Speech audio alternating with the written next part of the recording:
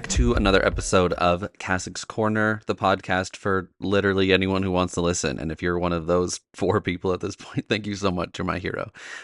Today, I wanted to talk about kind of like reading and writing because I published a book like a month ago and I wanted to show it all off to you here. And I wanted to like yap a little bit about it. If you're on a visual screen, you can kind of see how good it looks. You can see like the cover of it and everything. It's not in focus. There it goes.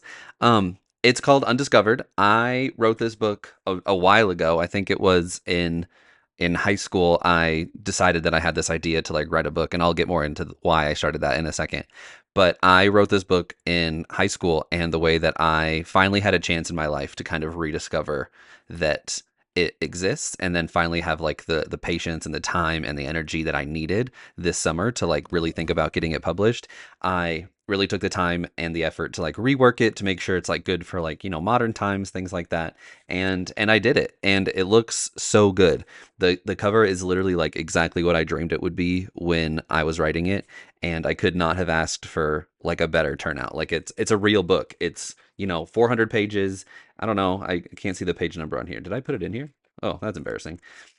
There was a page number on here when I edited it, I promise. It's about 400 pages, trust me. So what it's about is it's about this like retrospect of a journal, right? So there's the main character. He has kept a journal his like whole life for the sake of, canon.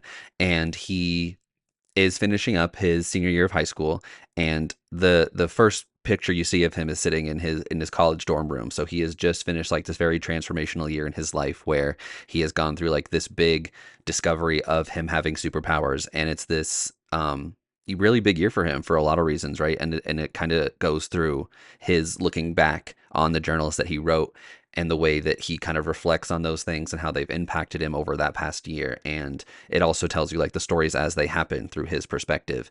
And, in all that, there's some romance, there's some like, it's like teen, it's young adult, there's like some romance in there. There's some like, fantasy, science fiction type elements.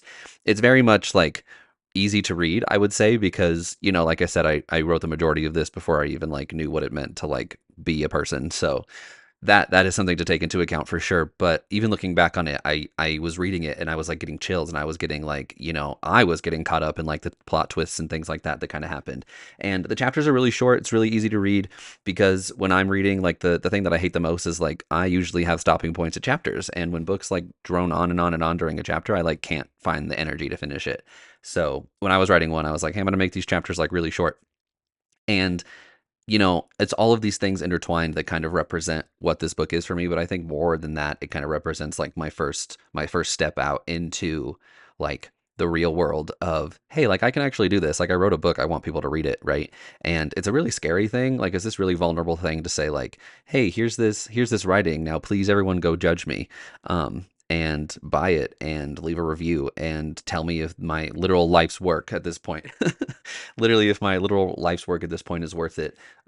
Like I said, I really enjoy it. I enjoyed writing this. This book holds like a really special place in my heart, and you can get it on Amazon, and my link is in all of my bios, like everywhere. I have like the link tree set up so you guys can go purchase one. If you want to get it on Audible, that's not Audible, but now that I have this fancy microphone, I'm gonna do that, which is why I like set it. If you want to get it on Kindle is what I meant. If you want to get it on Kindle, it's about $10. If you want to buy like, it goes up from there. But I will, keep this kind of here for a second so you guys can see how good it is. It looks so good. I am posting lots of videos about it on TikTok. So if you want to hear more about it, then like go and support me on there. And this kind of brings up what I kind of wanted to talk about today. And while I, want to talk about my book more, and I would like talk about it for the next like hour if I could, and that's not what this is about, because I also want this to be about like the point of this podcast. And the point of this podcast is also for like teachers, right? And that is like the frame of reference in life where I kind of thrive the most, because that's where most of my experience comes from as a teacher. So I kind of want to take this into that realm and kind of go through my reading and writing journey, because my reading and writing journey brought me to publish my own book. And I think that's so scary and intense that I just wanted to talk about it. Okay. This is my podcast. I can do what I want. So anyway, this is for sale. Please go buy it. I'm going to get into some other stuff now. So I have taught English. I am trained in English. I taught English for the past 8 years of my career, whether that was like full time, part time, or like intertwined with just the things that I do. So in my professional life, I have always been an English teacher. I have a master's degree in English education. I have trained as an English teacher. I've done all my work as an English teacher. So I like know my way around. I'm just establishing my credentials. So y'all don't judge me and say like, bro doesn't know what he's doing. Yes, I do. I really do know what I'm doing. Thanks. I was trained in English, and the way that this started is it kind of goes back to when I was in high school.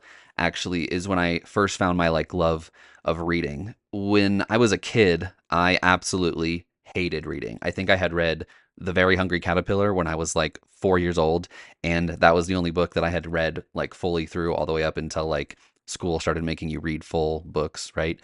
And in elementary school, I was in like, you know how they like traumatize you and they put you in like reading groups and they say like, oh, you're in like the red and then you're in like the yellow and then you're in like the green, which really means it's like, low reading level, middle reading level, and then high reading level. I was just like sitting in the middle, right? I didn't read very often. I didn't care too much about reading when I was in elementary school, but even that like carried a lot of like weight with it, where it's saying like, hey, you're not like actually good enough at this thing.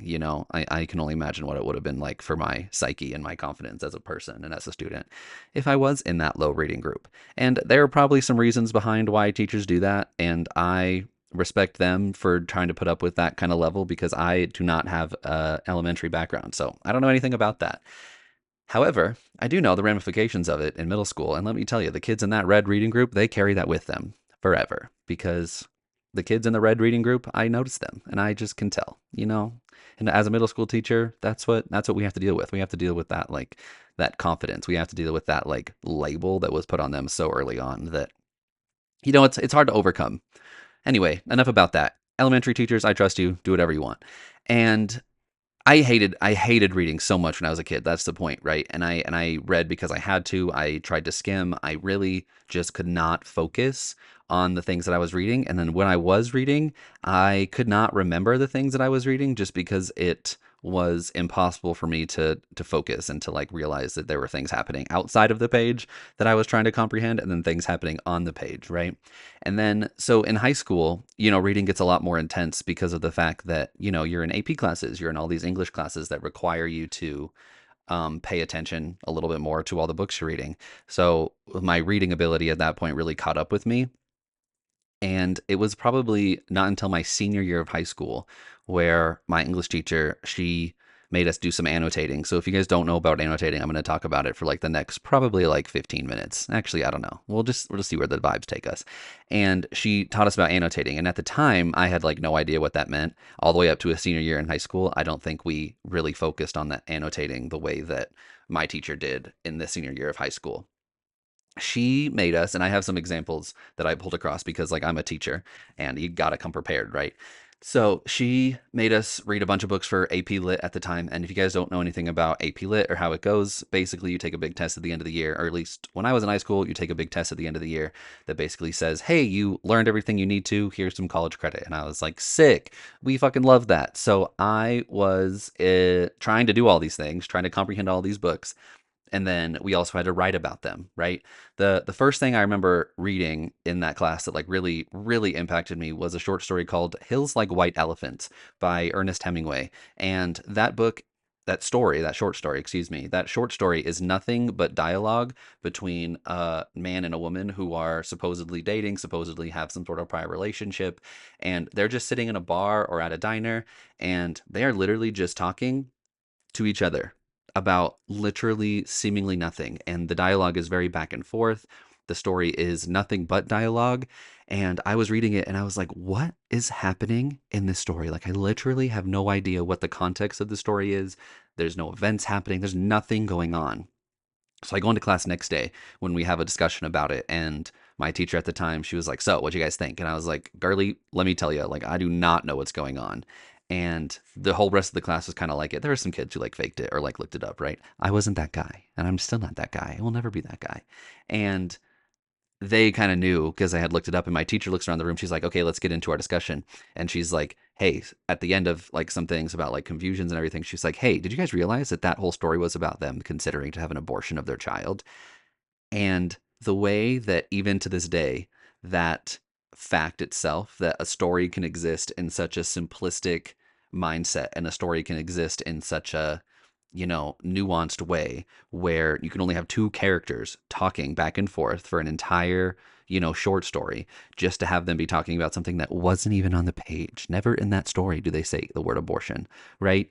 And the way that I went home that very same night and read it like four times, looking for just hints to understand kind of what that meant and what that looked like, because I am one who needs to understand. And the way that I did not understand where that came from, like, absolutely blew my mind. So when I discovered that, I went through, and this is where I started taking notes, like on the page while I was reading. And my teacher had like talked about it, and that's where annotating came from. I was like taking notes while I was reading, and I was like, holy shit, there's like a thing that you can do that puts your brain to work. Like that's crazy. So I kind of took that with me and said, okay, well, this helps me. That's really cool. And it still kind of felt like work. And then I talked about this on my last episode, but we then read this book in class. I'm holding it up on the camera. If you're not on the YouTube, then did I just say the YouTube? God damn, I'm so old, bro. Not the YouTube. Okay. If you're if you're watching along on YouTube, there is I'm on video doing it right now, and there's a The Sun Also Rises is the book that I read in high school that completely changed my life. So Ernest Hemingway in this story as well kind of has a thing where he basically, in this book, like, nothing happens. I tell people all the time that people in this story, the characters in this story, they just kind of bounce around from city to city in Europe after having survived like World War I think it is at the time, and they don't talk about like anything. They just like sit around and drink wine and like, talk shit about people. And it's basically just like gossip. It's basically just like, gallivanting around Europe talking about how good their life could be if like things were different. And nothing really happens, right? But there's these two characters in the story, Jake and Brett. And, this woman, Brett, she, wants to be with Jake, but Jake has this like thing that like she can never really get past. And Jake is like, hey, like, girl, I promise, like, it's gonna be fine. Like, we can do it. Like, we both love each other. Like, what are we doing here? And you don't really know in the story what it is, because again, Hemingway does not spell it out for you. I think after doing a bunch of research on Hemingway in college, you can kind of see that there's one line in the story, one line out of this. How many pages is it?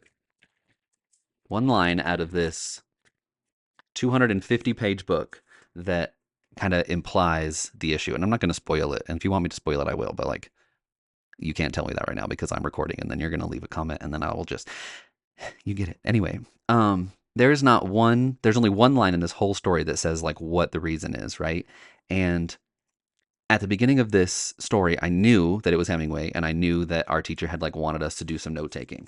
So at the beginning, this is like the strategy she made us use. Again, I'm holding it up to the camera, but I had gotten 5 different highlighters, and our teacher wanted us to look for the 5 things that you could like analyze in a story for AP Lit. So to annotate, she really wanted you to focus on, setting, symbolism, theme, plot, cause and effect, literary devices, and then any sort of questions or opinions you had, right? Just about the story. So I went through this book, and I assigned one color to each of those 5 things. I used orange for setting, pink for symbolism, yellow for theme and plot. I did green for literary devices, and I used blue for any questions or opinions. So you can see in my first reading of this book, and I actually spilt water on this book not too long ago, and it like ruined all my annotations, and I literally cried, like I wanted to crash out. Like, this book is so important to me. I was so mad when it got ruined. Anyway, if you flip through this book, you can see, and I'm flipping through it on camera, you can see like all of my different annotations, like my different thoughts and feelings and highlights that I made when I was 17 years old in this book. And the way that this is the first book that I loved, and the first book that I realized had like this bigger, deeper meaning to it, and the first book that made me realize that, when you're reading and writing, your thoughts need a place to exist, right? They need a place to exist. And I think what I've seen in the classroom and what I saw with myself is I would get so distracted with like thoughts that were happening outside of the story, outside of the book, that I forgot to pay attention to what was happening in it, because my brain was going in a bunch of different places. And the annotating, the way that my teacher had explained it to us, she was like, it doesn't matter. It doesn't matter like what you annotate. You just have to put it on the page. Like, you have to write it down. And that changed my entire outlook, one, on this book, but two, on like reading, and the way that first of all, I could like focus on a book for more than 15 minutes. I could read an entire story. I could get more information out of it. I could really connect with like a story and the characters. And this book was that book for me. Like, this is the book that like literally changed everything because I annotated it. I fell in love with my thoughts that I was having, that I was connecting for it. I fell in love with like the characters in the story. I loved this book so much that the very last line, um, Brett says, "Oh, Jake, we could have had such a damn good time together." And there's a pause because she's getting into like a car to like drive away at the end of the story. And Jake replies, he says, "Yeah," I said, "isn't it pretty to think so?" And the way that just now I still got chills reading that line, I loved that line and this book so much when I was a teenager, reading this in AP Lit, that that was the first. I'm gonna try to put this on the screen, but I don't think I'll be able to. That was my first tattoo that I ever got. Says, "Isn't it pretty to think so?" And the way that that means so much to me in like so many different facets of like the world is just, it's just mind blowing, right? Because it speaks of like this potential, and it's like, isn't it like really just beautiful and pretty to think about the fact that we could have all of these things? Like, it's just really pretty, the fact that we have this ability just to believe in all of these things, just to believe in like the good that anything could have brought to us. And I think the fact of the matter is that that literally like changed my life, and it changed like the way that I like view things. So I went from this kid in, elementary, middle school, to finally at 18 discovering that I had this like secret love of like reading and writing, and that was all just because of annotating, right? The other book that I read that I also dropped water on, and the reason why both of these books are like hella destroyed, is because every year that I teach my students annotating in like seventh grade, is I bring these books in and I kind of walk through. Look, you can see, you guys, it's so bad. You can see all of the pages, all of my thoughts are like literally water stained because I left this in my car for like 2 months, because you like have that thing where it's like, oh, I'll do that. And it's really only like a 30-second task. It's a 30-second task. And it takes you like 2 months to like just fucking do it. And that's so embarrassing that I let these books, and this was just last year, which is actually like a personal foreshadowing moment for me, to be honest. This happened last year. And the way that I literally cried when I found this book looking like this, I I was just so upset. Anyway, this is The Perks of Being a Wallflower. I don't think I said that. This book also changed my life. I read this in college just for funsies because someone had talked about how it like was really really good, and it's this is kind of where my book inspiration comes from, because Charlie, the main character of this book, who I also have a tattoo about on this side, it says "Love always, Charlie." The main character of this book is also like writing a journal, and this is very much like in the perspective, the past perspective of like Charlie's life and existence. And that's what I wanted to do with my book, Undiscovered, which you can buy right now on Amazon. Thank you so much. Okay. And that is like what started like my reading and writing journey, is just the fact that somebody told me it was okay that I had thoughts. Somebody told me that it was okay that I could read a book and get distracted and not know where to put my thinking. And somebody told me it was okay to write in the book, for one, and somebody told me it was okay to have thoughts. And that is the thing that like this teacher like literally changed like the course of my life, right? And from there I had, become a teacher, and that's where I am now. um I bring these, I don't know if I finished this part of the story because my focus is like off the charts. Don't worry, it's not ADHD, it's something entirely different. And as I learned about annotation, as we learned about annotation, and as I taught about it, I brought these books in, and under the dot cam I would like flip through, and I would show kids in my class that I would tell them this exact story, and I would tell them about how much I fell in love with like The Sun Also Rises. I would tell them how much I hated reading as a kid, and the way that that just like gets them on board with annotation, and the way that that gets them on board with just understanding reading and writing, and understanding like the way you can interact with all of it. Literally, like, I get the most beautiful annotation pages, and I've like taken pictures of hundreds over the years that just like blow my mind, that these kids are like actively engaged with reading because of the fact that I say, all I want to see on this page is your thoughts. All I want to see on this page is what you are thinking. And that is kind of like a big shift for kids sometimes, because I think kids, especially in English, they're always looking for like, oh, we're going to read this thing and we're going to answer a question. And that's not what reading and writing is about. Reading is about like your experiences and your interaction with the story, right? So I would go into class and we would learn about annotation. I would say, hey, we are not doing anything else on this page except for I want to hear your thoughts. We would read short stories out loud of like children's books even. Like we read All My Friends Are Dead. Do you guys know that one? I don't remember who the author is, unfortunately. We read Penguin Problems. We would read shoot, there's a bunch of them that we would read, and we'd read them out loud as a class. And there's like Narwhal and Jelly we used to read all the time, The Adventures of Narwhal and Jelly. All of these books I can link somewhere if you guys are curious about it. But we would read these children's books in class, and we would practice annotation. And I would go onto the dot cam and I would read the story, and kids would like shout out things, and I was like, oh my god, that's so smart, let's write it down. And they would say like stupid shit too, like they would say stuff like, oh my god, it's a jellyfish, and I would write, oh my god, it's a jellyfish, at whoever said it. I would be like, at John, whoever said it, right? And we would do that for the whole book, and it would take us like 45 minutes to read a children's book. But the fact that we were engaged with things, the fact that they were writing things down, the fact that they were showing me what they were thinking, and the fact that I made it okay to do that is my voice cracked. That was embarrassing. The fact that I made it okay to like do that really is just like one of my most favorite things in the whole world to teach, because that was the thing that really made me get into reading and writing as a kid. And I hope that, throughout that journey that I impacted at least like one kid, because if one kid right now is reading and writing in their books, then I did my job. You know what I mean? And that's like the thing, right? Do I want to get kids to read? It's like, yeah, of course. Like I would love for kids to read. I think reading is a vastly important skill. Do I want every kid to read for fun? Like I don't think so. I was a kid, I didn't read for fun, and I turned out just fine for the most part.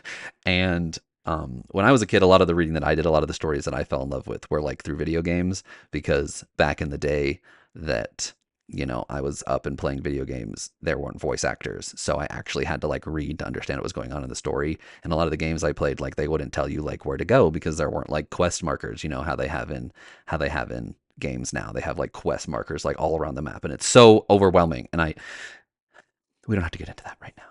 But when I was a kid, there weren't any quest markers, so you really had to pay attention to like what was going on in the story. So I was reading all of those, and I think that's what like helped my reading skill, to be honest. But and that's just to say, like, don't harsh on video games. I could go on a whole rant about how video games are important and how I've actually used them in my classroom. For the past like few years in my career, I've brought a Nintendo Switch into my classroom, and students have played and actively connected it to like what we are learning in English. And did I have some parents mad at me? Of course. Did I have some administrators that didn't know what the fuck I was doing? Of course. Did I care? No, I did not care. I did what I needed to do because I knew that it worked. And that's what all teachers should do. I've lost my train of thought again. What was I talking about? I was talking about reading and writing. Right, right, right, right. So I guess all of that to say is I did not find my love for reading and writing until someone told me it was okay to like feel things, basically. And that impacted me so much that I eventually decided to become a teacher, because, as I alluded to in my previous podcast, where it's like I wanted to go to college to read and write. Like I wanted to go to college to write stories. I wanted to go to college to learn how to read a book and analyze it. I loved the analytical writing of it so much because of the books like Sun Also Rises, and even books like Perks of Being a Wallflower. There's just like so much to explore that, you need, people in the same realm as you to like kind of analyze those stories. And I loved that analytical writing so much that I became an English major. And if I didn't, decide to become an English major because of The Sun Also Rises, because of me annotating the hills like white elephants when I was 17 years old, I would not be teaching right now. Like I just wouldn't. And to me, that's like mind blowing that like reading and writing can make like that big of a difference. And that's the thing. I think a lot of people, enjoy creative writing. I think a lot of people enjoy writing in the sense of like, hey, I'm writing this to publish this. And not to say that I don't write, but like my first love of writing was always just that like deep analytical, like thought by thought process. That's the reason why I decided to start journaling when I was in high school. And the reason I decided to start journaling was because I wanted to understand like the deeper influences of my life and like that analytical piece of it. Right. And there's so much more to say about that, I think. But it's that connection with like that reading and that writing that kind of led me to where I am now. Because like I said, without that like first experience of it, I would not have even driven myself to senior year of high school write this book. And the way that the train of events kind of landed is in high school. We had to do a capstone project for our senior year, which was like basically we're going to work on this project all year as like a result of your senior year. Like, what do you have to show for yourself as high school graduates? And there's a bunch of different ideas. Like, some kid took Accutane for like a month, for like two, like, God, how long is senior year? God, how many fucking months do you go to school? It was like 8 months. So he took Accutane for like 8 months and documented it. My sister, when she did it, she decorated her whole entire room and like did the research of like all the things that go into like room decoration, fashion design, things like, not fashion design, but you get the picture. And there were just a bunch of different options. It was a really cool idea, and I, was totally on board with the project, like as a teacher. But because of this book, because of The Sun Also Rises, I decided to write my own book. And the way that I wrote this book was very much just inspired by all of those reasons that I loved reading and writing in the first place. And I think that alone is a testament to just like how far that, a good teacher can like take you, because of the fact that I walked into that class as a good student. Like, school was always really easy. School was always really easy for me. But the fact that a teacher was able to then sit there and say, like, hey, like, it's okay to like just sit there and feel something about this story. It's okay to sit there and like believe that there are things happening that are outside of this book, and that's okay. And that is kind of my current relationship with reading and writing, and the one that I try to, present to my students at all times when I was teaching English. It's not about like, read this and answer a question. It's about, how can I experience this book in my own way and then reflect on it, and then, react and have this journey. Because now, I don't know if my students have kept any of their books or their annotation notebooks that I made for them, but this these books that I've written on this whole bookshelf behind me, as I motion to the listening audience that there's a bookshelf behind me, there is like hundreds of books on here that I have been annotating, and I write in every single book that I read, like from, books for grad school to books for fun. Like, I literally write in everything because I cannot read without it.